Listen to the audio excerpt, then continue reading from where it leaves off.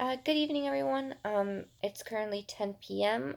This is my first update post microdoectomy, which is a milk duct removal surgery, where I'm having the central milk duct of my right nipple removed after it's been on and off leaking since May of 2020. It is currently December 2nd, 2020. I've had two infections in the right breast, and it basically reached a point where my breast surgeon said that this milk duct needed to go. I checked in at 11 a.m. this morning, and then with all the different procedures to get me ready for the surgery, I ended up getting my surgery done at 1. Um, I actually did not wake up screaming from anesthesia this time, and the anesthesiologist supposedly gave me a milder form of anesthesia because I did tell her that I get nauseous easily when it comes to meds, so to please add a nausea medication associated with the anesthesia or with the main meds. She said that the one that I was given wears off easier and it's easier on the stomach. I woke up and I actually felt great because through all three surgeries, no, actually, my second and third surgery, when I've woken up really sad and crying. This one I actually felt really happy. I felt awesome. I was like, I did it. I'm doing so great. I was very proud of myself. Um, yeah. So, my but I did not want to leave without talking to my physician to see what it is that she found. Luckily, and so in order to do that, I refused to sign my discharge papers. Because once you try sign your research discharge papers, they really try to get you out of the door. Just as a quick tip. And so, luckily, I got to talk to my physician. She said that she didn't really find anything. That she removed that milk duct, and just she also went a little bit deeper into the tissue just in case because I have been having pain in my breast since Saturday. And I did let her know. And even when she was, prior to the surgery, stimulating the nipple to try to figure out which milk duct was expressing the fluid, because I was told not to touch it for a week, I did my best for that. Um, and it, so she was actually very pleased with what's going on. So the way, I haven't seen it. The way that the surgery gets done is at the base of the nipple. Just think of if you were to gonna look up pictures of nipple piercings, where at the base of the nipple, that's where you have the piercings placed. It's not in the areola and it's not close to the tip. It's a certain sweet spot. In that area is where there is an incision that gets made, and actually my doctor also had to bisect my nipple, so it cut through the center some to be able to get where things were happening.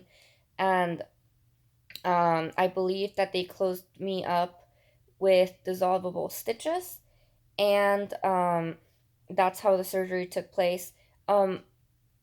Fantastic center that I went and got my procedure done, because when I was put into the table, they made sure that I was warm. They also put some like leg uh, booty things that massaged my legs to help promote better blood circulation, which was phenomenal. And I was just really comfortable. And it was great. And even when I woke up from surgery, uh, I was given pain medication when I requested it, and I was given cookies. I ate some chocolate chip cookies, famous Amos cookies. They were tasty. Um, and I got help with putting my shirt on because I can't really do much things with my recovery from my cyst removal that I have here. It's like a brief update of the wrist. So yeah, and my boyfriend picked me up. And what was really great about my physician is that she already pre-sent a meds to the pharmacy for me, which was great. I told her I'm gonna need nausea meds, so she also sent that prescription. And so my boyfriend just and I just when we came back to my town, we picked it up and we came home. Post-operative instructions for me were that I need to wear a bra for the next couple of days so that the breast can be supportive. Now, why is this? It's because movement, regular movement, makes the breast go up and down, and it because the breast is squishy and it moves and it's malleable, it will pull on my stitches. So to have a successful healing, I was told that I need to do that. Also, I woke up with a gauze on the covering my entire nipple and a Tegaderm band-aid on it. So this Tegaderm band-aid is those waterproof bandages. Um, yeah. And I was told that if I want to, I can remove this dressing tomorrow. If I want, I can shower tomorrow. Uh, and that I'll see the doctor for the follow up in a few weeks. Uh, I wasn't given any dietary restrictions, so I did the exact same thing that I did post operatively when I got my cyst removed from my wrist, which was eat a salad because transitioning to eating food post anesthesia is it's a slow game. But I got instead of getting a salad from Quick Check, I got a salad from a place called Salad House, and I ended up getting nauseous, like really really nauseous. I took my nausea medication. I got immediately worse. And like I remember like digging my fingers into my boyfriend's leg, and then eventually just going to the bathroom and um I went to the bathroom and just eventually I just ended up throwing up even though I fought trying to keep things down.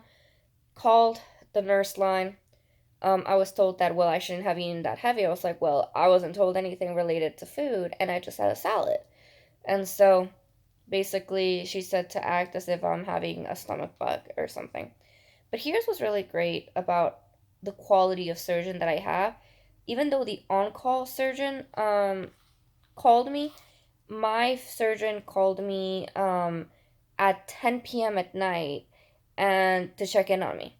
And so she told me that my body just really doesn't like being under anesthesia and that it's just going to need to flush itself out. So my prescription for that was to drink a lot of fluids to help with that.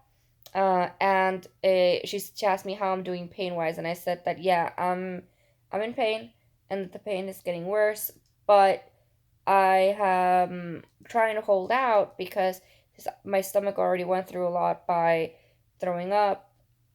I don't want to put it through too much by taking the hydrocodone, acetaminophen, again, and an additional nausea medication because essentially I threw up the nausea medication.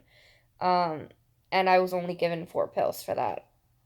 And she told me to just take a Tylenol if possible.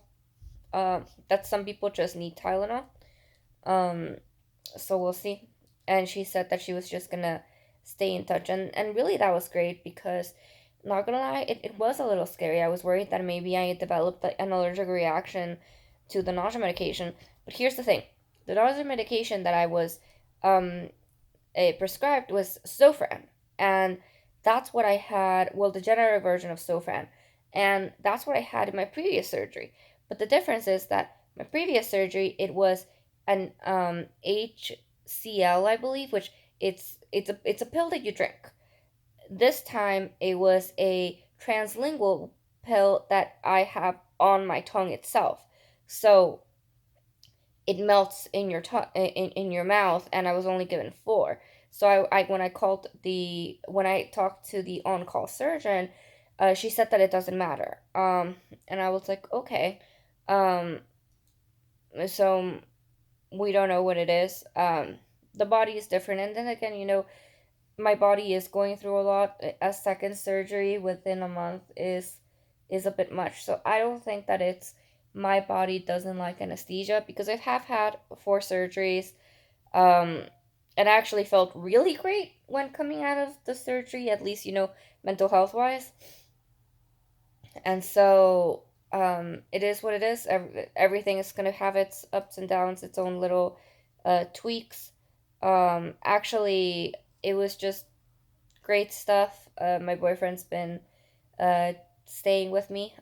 He's gonna take care of me for the next couple of days just in case, and I'll post another update later on so that folks can see what the uh, post op life from a microdoectomy looks